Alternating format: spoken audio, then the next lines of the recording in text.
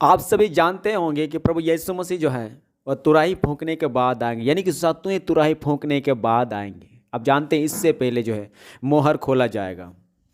ये सारी बातें स्वर्ग में होंगी और हमें पता नहीं चलेगा, क्योंकि स्वर्ग में सबसे पहले मोहरें खोली जाएंगे, उसके बाद तुरही फूंके जाएंगे और हम देखते हैं कि प्रभु यीशु मसीह का आगमन हो जाएगा। प्रकाशित वाक्य 6वां अध्याय में 4 घोड़ों के विषय में बताया गया है। आप जानते हैं प्रभु यीशु मसीह ने मत्ती के 24 अध्याय में सबसे पहले क्लेश और संकट के विषय में बात की है। जब जब मोहर खोला जाएगा एक अलग अलग घटनाएं घटेगी। क्या आप लोगों ने इन बातों को ध्यान दिया है? आज जो मत्ती के 24 अध्याय को आप पढ़िए, वहाँ पर जो घटनाएं लिखी हुई आज सेम टू सेम ऐसा लग रहा है कि हमारे जीवन में हमारे सामने पूरा हो रहे हैं। प्रभु यीशु मसीह ने कहा झूठे मसीह आएंगे। आज देखिए माता यरूशलेम को खुद कहती है मैं यीशु मसीह हूँ, दूसरा आगमन मेरा हुआ है। बताइए, आज हमें बाइबल पढ़ने की अधिक ज़रूरत है। प्रकाशित वाक्य 6 का 4 वचन पढ़िए, लिखा है फिर एक और घोड़ा निकला जो लाल रंग का था, उसके सवार को यह अधिकार दिया गया कि पृथ्वी पर से मेल उठा ले, ताकि लोग एक दूसरे को वध करें, और उसे एक बड़ी तलवार दी गई।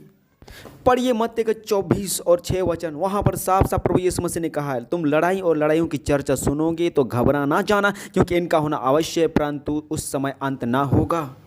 क्या आप इन सारी चीज़ों को नहीं देख रहे हैं? बताइए कैसे आज लड़ाई हो रही है, लड़ाइयों की चर्चाएं हो रही है। प्रभु यीशु मसीह ने कहा दूसरी मोहर खोला जाएगा तो लड़ाई और लड़ाई की चर्चाएं होगी। जाति पर जाति चढ़ाई करेंगे, राज्य पर राज्य चढ़ाई करेंगे, अकाल पड़ेंगे, भूकंप होंगे, ये सब पीड़ाओं का आरंभ है।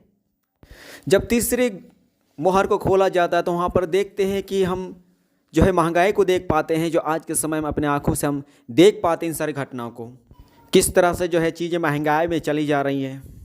प्रकाशित वाक्य उसका 6 का 5 यदि हम पढ़ते हैं तो वहाँ पर लिखा है जब उसने तीसरी मोहर खोली तो मैंने तीसरे प्राणी को यह कहते सुना, मैंने दृष्टि की और देखा एक काला घोड़ा है और उसके सवार के हाथ में एक तराजू है।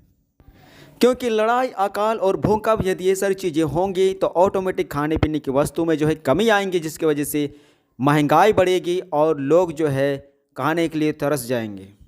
स्वर्ग में मोहरें खोली जा रही हैं इस धरती पर, इसके परिणाम को हम लोग अपनी आंखों से देख पा रहे हैं। इसलिए जागते रहिए और प्रार्थना करते रहिए। लूका की पुस्तक में प्रभु यीशु मसीह ने कहा है प्रार्थना करो ताकि इन सारी समस्याओं में जो तुम खड़े रह सको, इसका सामना कर सको, क्योंकि प्रार्थना ही हमें मजबूत बनाती है इन सारी चीज़ों को सामना करने के लिए।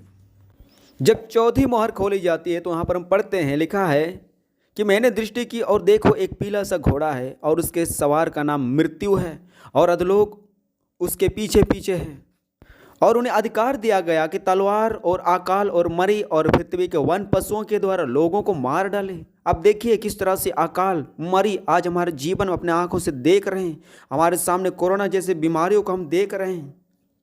देखिए प्रभु यीशु मसीह ने मत्ती के 24 अध्याय उसके 9 वचन में क्या कहा, तब वे क्लेश देने के लिए तुम्हें पकड़वाएंगे और तुम्हें मार डालेंगे, और मेरे नाम के कारण सब जातियों के लोग तुमसे बैर रखेंगे। तो बहुत से ठोकर खाएंगे और एक दूसरे को पकड़वाएंगे और एक दूसरे से बैर रखेंगे। चौथी मोहर के खोलने पर यही तो बात लिखा गया कि लोग मरेंगे, मृत्यु होगी, लोगों को अलग अलग तरीकों से लोग मर जाएंगे। और देखिए इस तरह से मरी महामारियां आ रही हैं। मत्ती 24 के 12 में प्रभु यीशु मसीह ने कहा अधर्म के बढ़ने से बहुतों का प्रेम ठंडा पड़ जाएगा, परंतु जो अंत तक धीरज धरे रहेगा उसी का उद्धार होगा। प्रभु यीशु मसीह ने कहा यह तो संकट का आरंभ है, क्योंकि महासंकट अभी बाकी है। अधर्म बढ़ेगा, अधर्म के काम बढ़ेंगे, जिसकी वजह से लोग जो है प्रभु यीशु मसीह के रास्ते पर बहुत कम चलेंगे और नहीं चल पाएंगे। पूरे जगत को बचाने के लिए परमेश्वर ने अपने बेटे यीशु मसीह का कुर्बान कर दिया। तो आज और हमारे भाई बंधु जिन्हें परमेश्वर बचाना चाहते हैं, आज हमें क्लेश देकर भी उन्हें परमेश्वर ने बचाने की योजना बनाई है। जब पांचवी मोहर को खोला जाता है तो हम उन लोगों को देखते हैं जो परमेश्वर पर विश्वास रखा था, परमेश्वर की गवाही दिया था, परमेश्वर के रास्ते पर चल रहे थे। उन लोगों को हम देखते हैं परमेश्वर के वेदी के नीचे यीशु मसीह से विनती कर रहे हैं। वे लोग कहते हैं कि कब तक स्वामी हमारा न्याय नहीं करेंगे, कब तक हमारे लहू का बदला आप नहीं लेंगे। फिर हम देखते हैं कि प्रभु यीशु मसीह कहता है थोड़ी देर और इंतजार करो, और भी तुम्हारे भाई तुम्हारे बंधु हैं जो आने वाले हैं, तुम्हारे समान वध होने वाले हैं। इसीलिए याद रखिए मत्ती 24 अध्याय में जो प्रभु यीशु मसीह ने जो घटनाएं होने वाली उनके विषय में जो हम लोगों को बताया है, वो चीज़ें आज हो रही हैं। इन चीज़ों को ध्यान दीजिए।